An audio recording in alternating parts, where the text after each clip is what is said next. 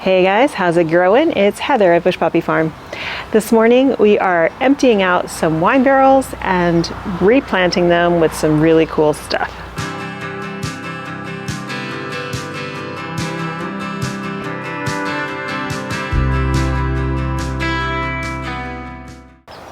So a number of years ago I bought four they're plastic unfortunately, half wine barrels, and I have been growing in them ever since. So two of them are over by the pool and they currently have tulips in them, which are coming up. Actually a whole collection, a whole variety of tulips. Will be early, middle, and late. I'll have a continuous bloom there for a while. And then these two right here on our side porch, which for many years I planted up spring stuff and then I would swap it out and put summer stuff in, and then it would just be empty for the winter, fall and winter. Fall of, not this past fall, but the one before that. So what was that, 2021? I pulled up a bunch of Rudbeckia in the front garden and just popped it in here kind of as a placeholder, thinking, well, if it survives, it survives. If not, it won't. But it actually did survive and it did great. And it gave me lots of flowers this summer. But Rudbeckia has a tendency to look really scraggly. And I thought, I just kind of want these to be uniform, because they weren't with the Rudbeckia, two different species in here. I want them to be uniform. I want them to be composed, because you see these not only from our side yard where I do workshops and stuff where the cottage garden is, but from inside the house as well. So let me show you what they look like now, and then show you what I'm going to be putting in them. Now obviously they're going to look awful right now because it's winter. But these are some salvia that I also put in last year, trying to give it a little bit of variety. But the three Rudbeckia, which I could cut down to the ground and they would come back, but I have so many other Rudbeckia that I'm either starting from seed or already growing, so I'm not going to worry about that. Oh, and this is funny too. Old tulip bulbs that are popping up because they were planted up with tulips many, many years ago. So, you know, it looks awful. It's not uniform. Same thing with this guy over here.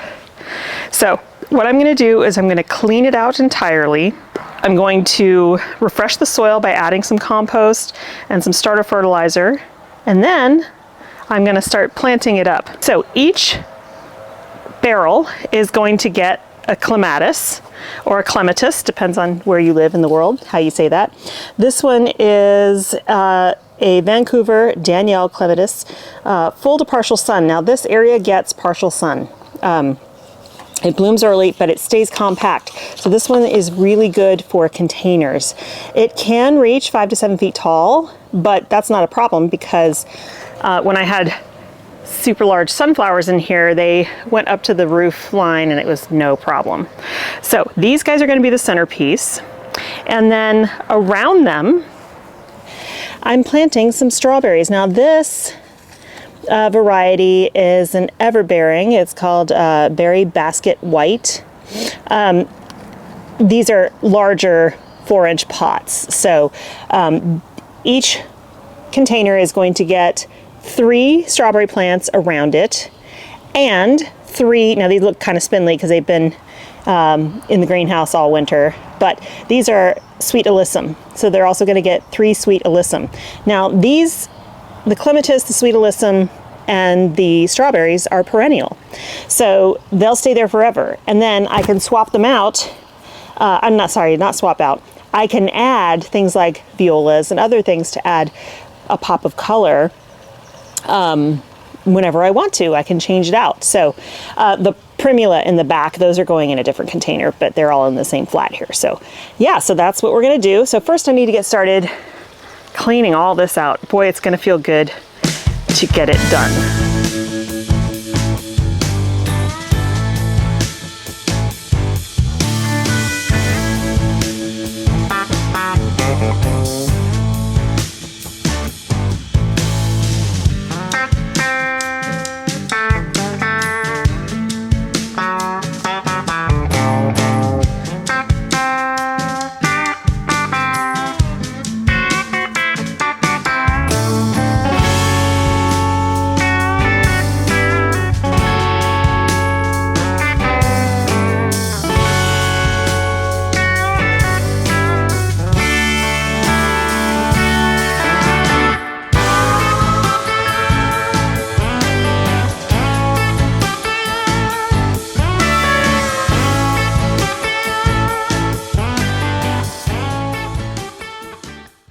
Well, that was easy. They came out real quick. Nothing had a deep root system, so it was super easy. So I have laid out the plants where I'm going to put them, and I'll show you right now. So both containers will be exactly the same, but as you can see, I've got the clematis in the middle. That will get a nice long trellis, a teepee trellis to start with, but I'll get something decorative as time goes on. And then there are 6 plants surrounding it, and they alternate between the sweet alyssum and the strawberries. Now these strawberries will spill over the side just like the alyssum will, and then I will have some space in here, like I said, to put different violas, things like that that are seasonal, that might look nice, but that won't crowd out the clematis, because clematis like damp, cool roots and warm, sunny heads. So you gotta give them just the right conditions in order for them to thrive. So let's get these guys potted up.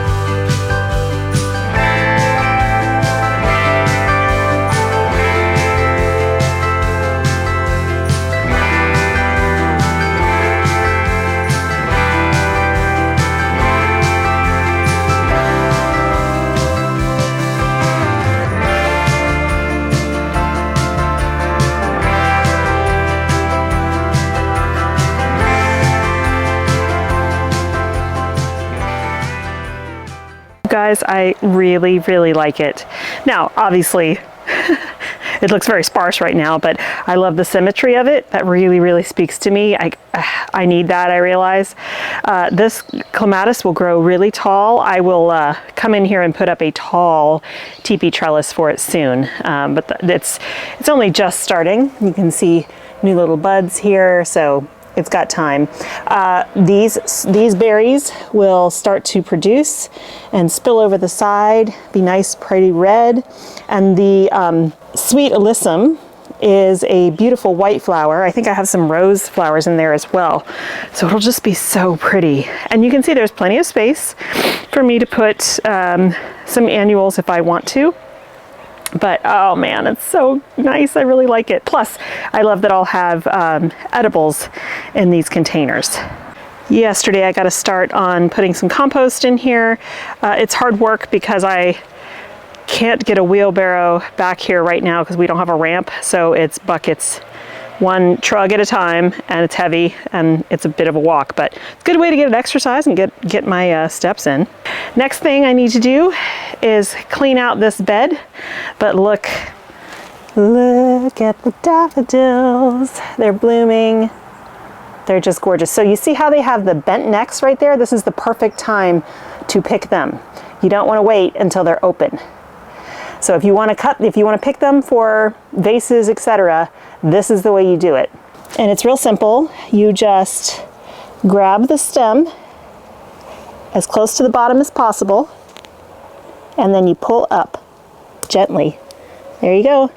Breaks right off. Now that's the sap that I've talked about before that actually is toxic to other flowers. So if you're going to harvest daffodils, I'm going to take a few here to put them inside.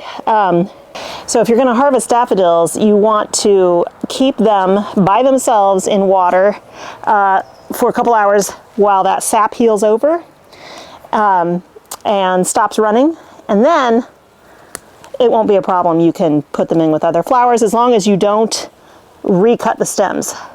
Even though I like how these look in the bed, I am going to bring a few inside. Can't help myself.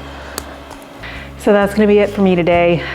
Going to get back to do more compost spreading this afternoon, and then I'll work on putting together some containers for those primula, as well as some other things that are starting to bloom. So stay tuned for that. Thanks so much for joining me today. I hope you have a wonderful time in your garden. Go out and enjoy the spring sunshine or the early fall if you are in the Southern Hemisphere. And I will see you in the next one. Bye.